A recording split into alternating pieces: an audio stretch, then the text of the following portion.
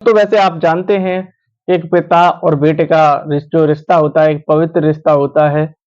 मगर एक आज ऐसी कहानी की बात करने वाले हैं, वो पिता और बेटे के रिश्ता को शर्मसार करने वाली कहानी है। पिता ही अपने बेटे की हत्या करवा देता है, उसके साथ-साथ उसकी पत्नी की हत्या करवा देता है।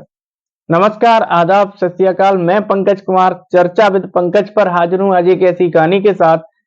आप सुनकर सोचने के लिए मजबूर हो जाएंगे कि एक अपना कलीजे के टुकड़े को एक पिता किस प्रकार उसका कत्ल करवा देता है, उसके साथ-साथ उसकी पत्नी का कत्ल करवा देता है।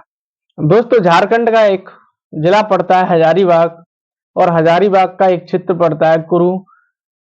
इस क्षेत्र में एक व्यक्ति हजारीबाग आईएएस की कोचिंग करने के लिए आता है, उसका नाम है राहुल।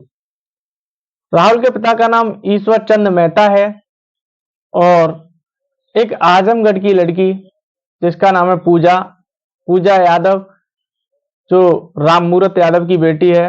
वो दोनों हजारीबाग में रहकर सिविल सर्वेंट बनने के सपने देख रहे थे और सिविल सर्वेंट बनने की उनका एक अपने आप में सपना था।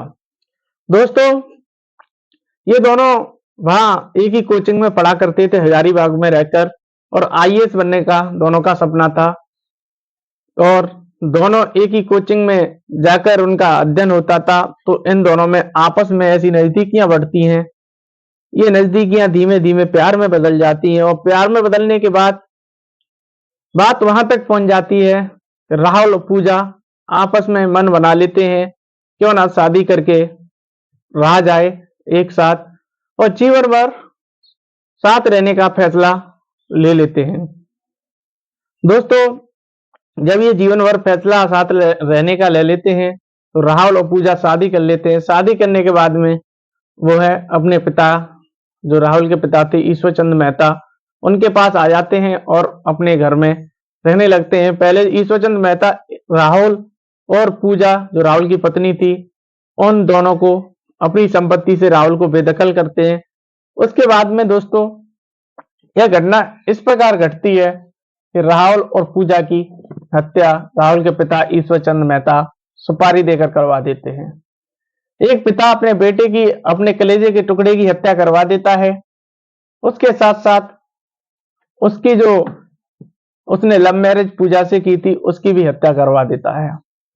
दोस्तों, जो आजमगढ़ की रहने वाली पूजा और झारखंड के हजारीबाग के रहने वाले राहुल, दोनों का प्रेम प्रसंग होने के बाद, दोनों शादी करने के बाद वह घर चले जाते हैं और वहां पर एक कोचिंग का संचालन करते हैं और कोचिंग संचालन दिल्ली आईएएस कोचिंग के नाम से वह कोचिंग का संचालन करते हैं और कोचिंग चलाने लगते हैं।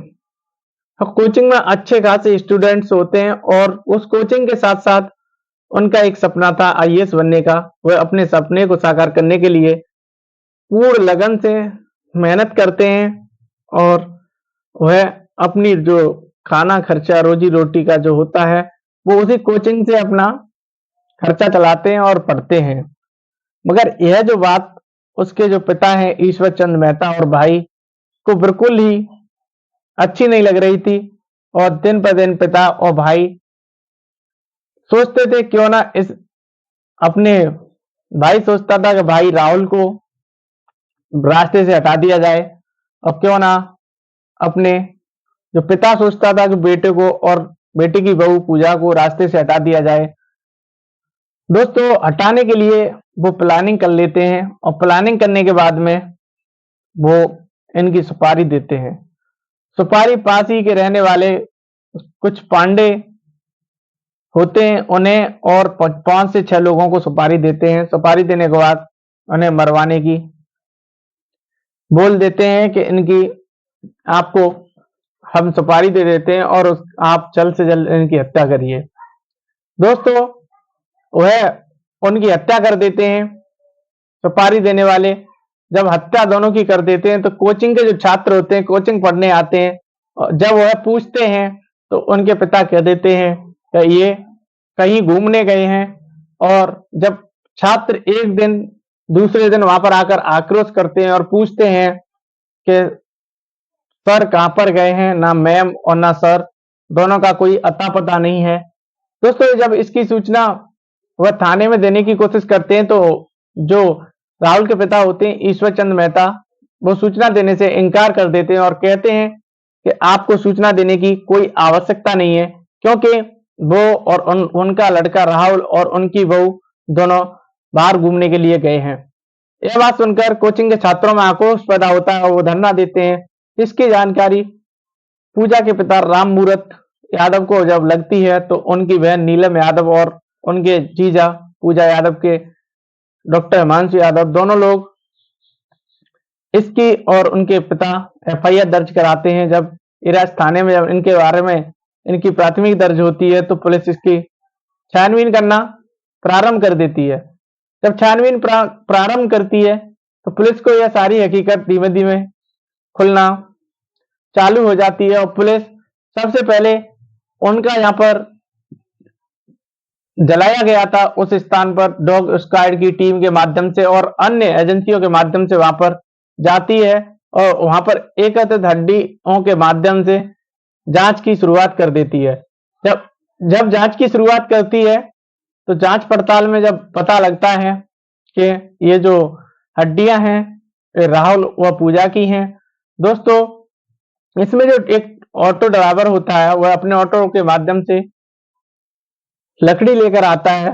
जब पुलिस को पता लगता है तो पुलिस उससे पूछती है और वो सारी सच्चाई सामने आकर रख देता है और पुलिस भी सुनकर पुलिस के पैरों तले जमीन खिसक जाती है कि एक पिता अपने बेटे और बहू की हत्या करवा देता है।